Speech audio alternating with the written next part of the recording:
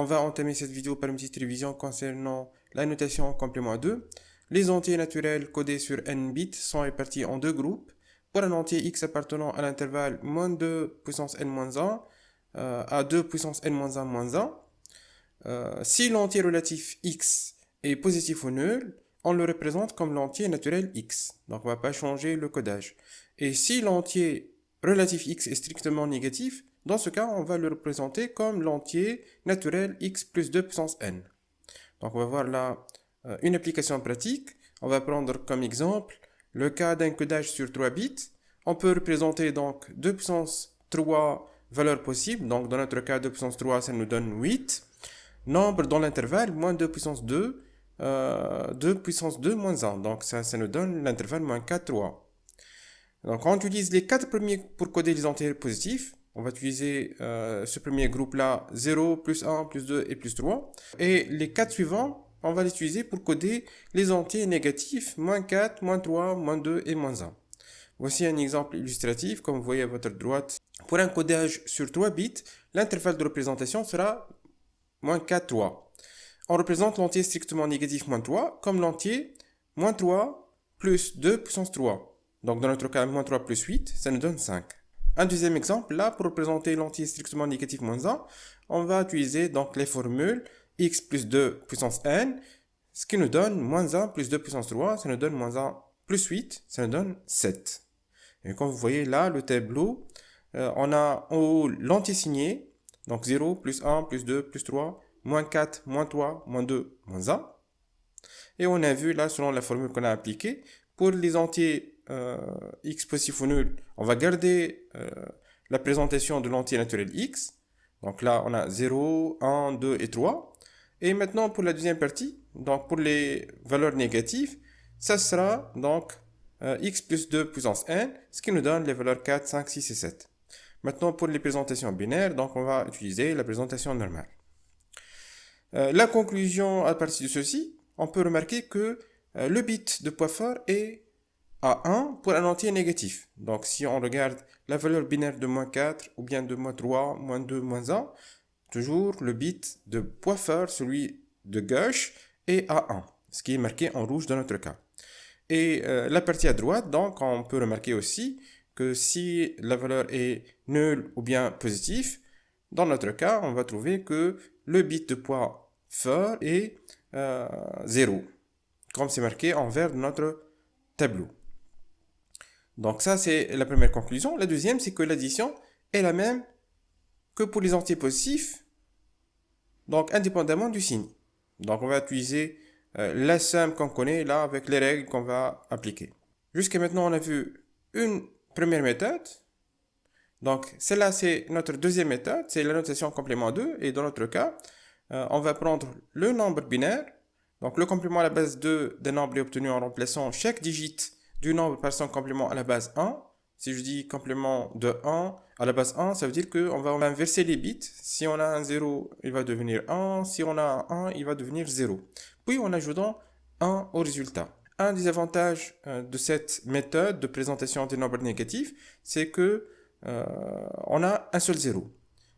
Donc si on regarde l'exemple suivant, donc bien sûr on est en train de faire un codage sur 3 bits. Donc si j'inverse les 3 zéros, ça va nous donner 111.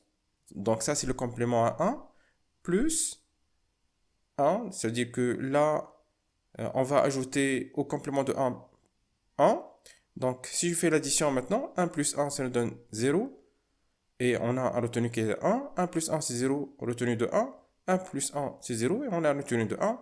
Et on a le 1 va descendre, donc on va éliminer parce qu'on a un codage sur 3 bits. Et comme ça, donc on va voir que uniquement on aura un seul 0. Maintenant, concernant les nombres, moins 4, moins 3, moins 2, moins 1. Donc, moins 4, bien sûr, il faut trouver c'est quoi le 4 avant. Donc, on va trouver, on va faire la conversion de 4 en binaire par la division par 2. Et le reste de la division, donc lu au sens inverse, il va présenter notre nombre. Donc là, 4, c'est 100 en binaire. Ce qu'on va faire, on va chercher le complément à 1 de 100. Donc 0, 1, 1. Et ensuite, on va lui ajouter 1. Donc 1 plus 1, ça nous donne 0. On a retenu de 1. 1 plus 1, c'est 0 retenu de 1. 1 plus 0, c'est 1. Et comme vous voyez là, 100, c'est la valeur de moins 4, en complément à 2.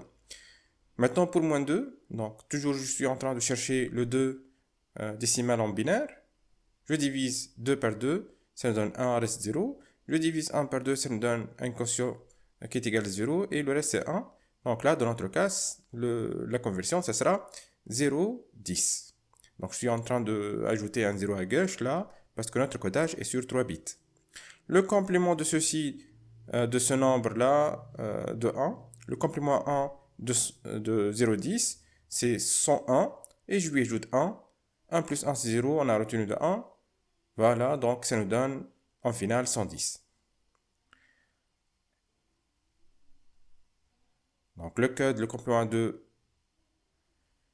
de ce nombre négatif, moins 2, c'est 110. Pour moins 3, on va faire la même opération. On va chercher la valeur binaire de 3 décimales. Je divise par 2, j'obtiens 1, reste division 1. 1 sur 2, c'est 0, reste division 1. Notre valeur, c'est 0,11. Je fais le complément à 1, ça va me donner 100, plus 1, ça va me donner 101. Donc 0 plus 1, ça nous donne 1. Et je fais descendre les autres digits. Donc le 101, c'est la valeur binaire de moins 3. Et là aussi, moins 1. Donc je vais chercher là la valeur binaire de 1. Normalement, c'est 0, 0, 1. Donc si j'utilise le codage sur 3 bits, complément, ça sera 110. Et je lui ajoute 1. Ça va nous donner 111. Parce que 0 plus 1, ça nous donne 1. Voilà, donc 111, ce sera le code binaire de moins 1. Et ainsi, on a montré que comment ce tableau il reflète les valeurs de ces nombres négatifs. Donc, on a divisé là le tableau en deux parties. La première partie à gauche sera pour les nombres positifs et la partie à droite ce sera donc réservée aux nombres négatifs.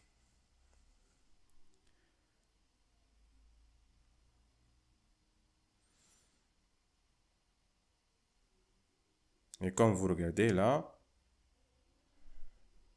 les valeurs des nombres négatifs à droite. Bien sûr, là, on a un seul zéro. Et ça, c'est un avantage de cette méthode.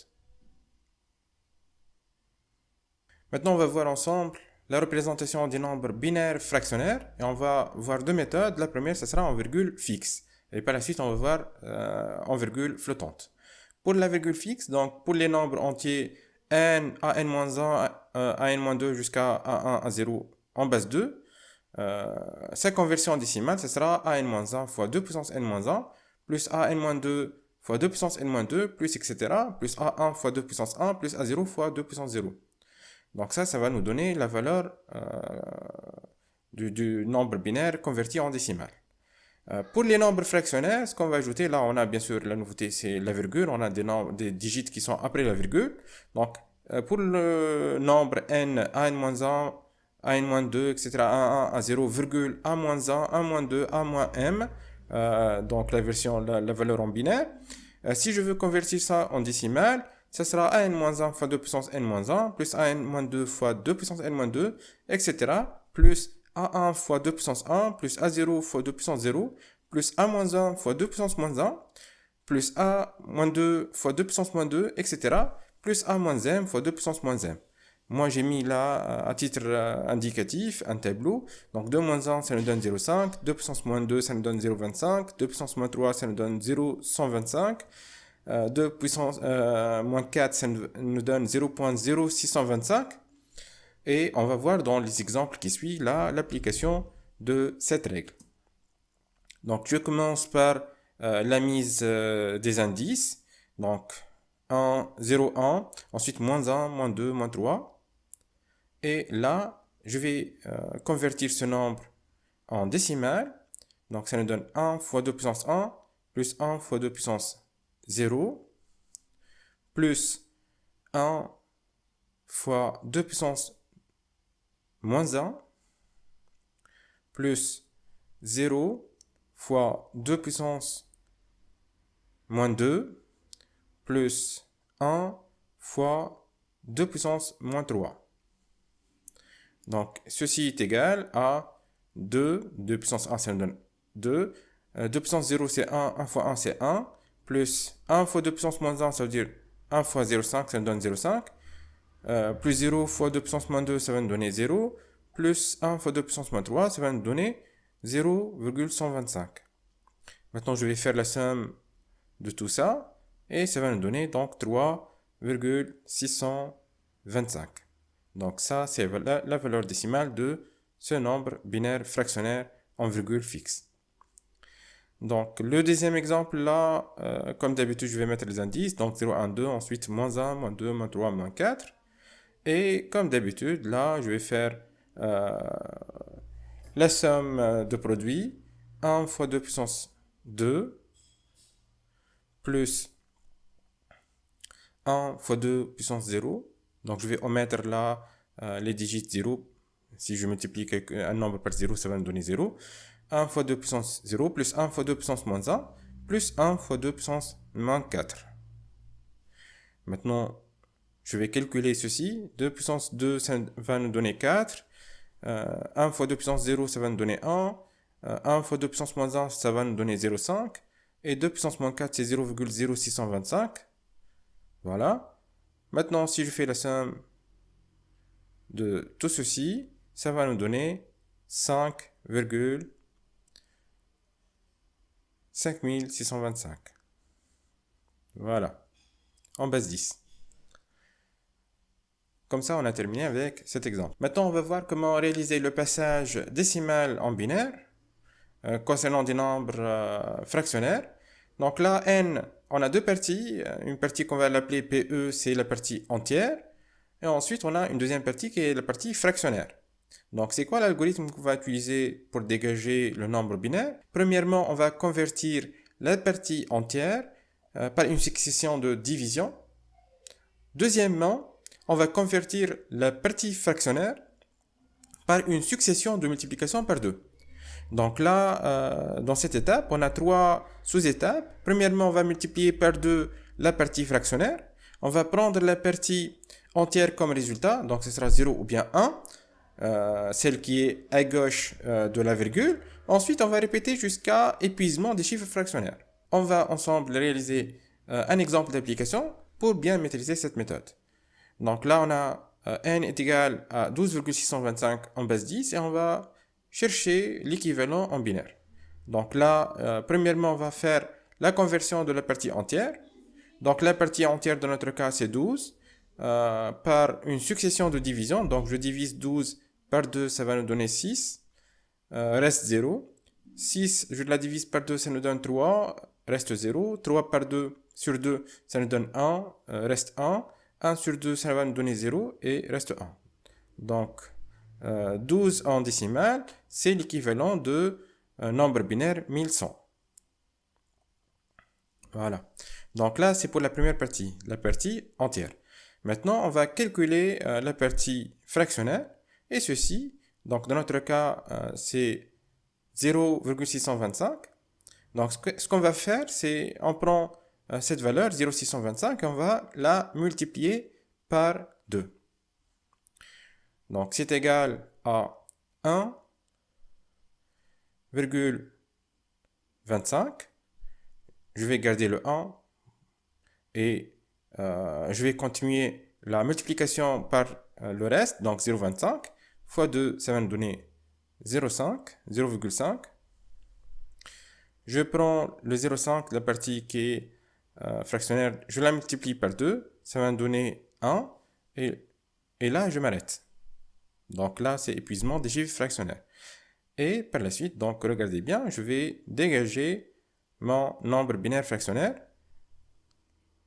ce 1. Donc, je vais prendre la partie entière comme résultat. Ensuite 0 et ensuite le 1. Donc là, j'ai utilisé trois couleurs différentes pour vous montrer l'ordre d'écriture des digits binaires. Donc celui qui est généré le premier, il va se mettre à gauche. Et les autres, ils vont suivre à droite. Donc là, c'est la valeur finale. Donc 12,625 en base 10, c'est l'équivalent de 1100. Donc là, c'est la valeur binaire de 12,101. Donc cela, c'est la représentation de la partie fractionnaire qui est 0,625.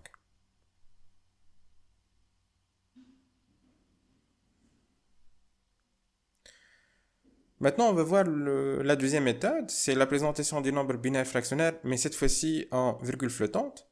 Donc si en décimale, là, on a plus 13, c'est l'équivalent de plus 1,3 fois 10 puissance 1. C'est équivalent à plus 0,13 fois 10 puissance 2. C'est l'équivalent de plus 13 fois 10 puissance 0. 10 puissance 0, c'est 1.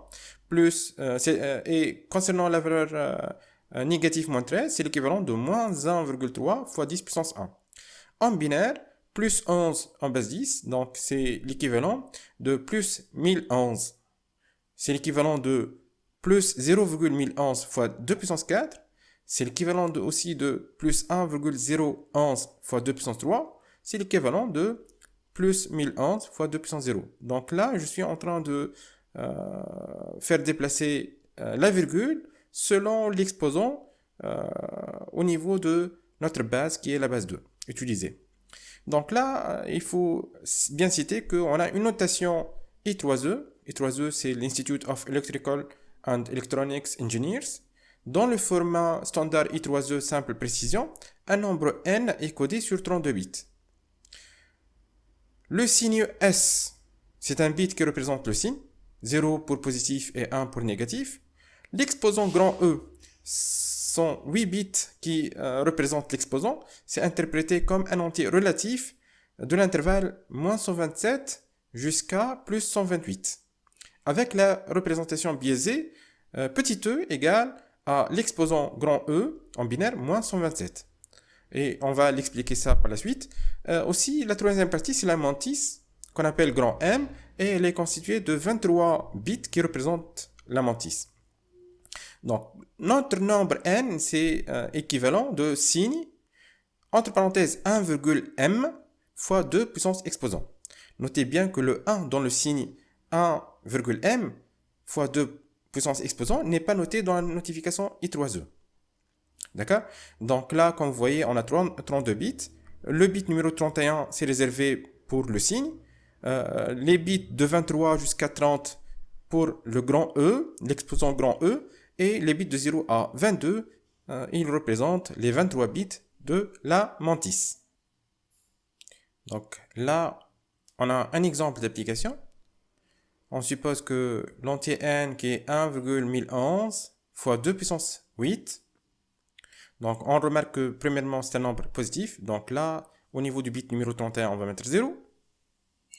Maintenant, on a notre mantis qui est 1011.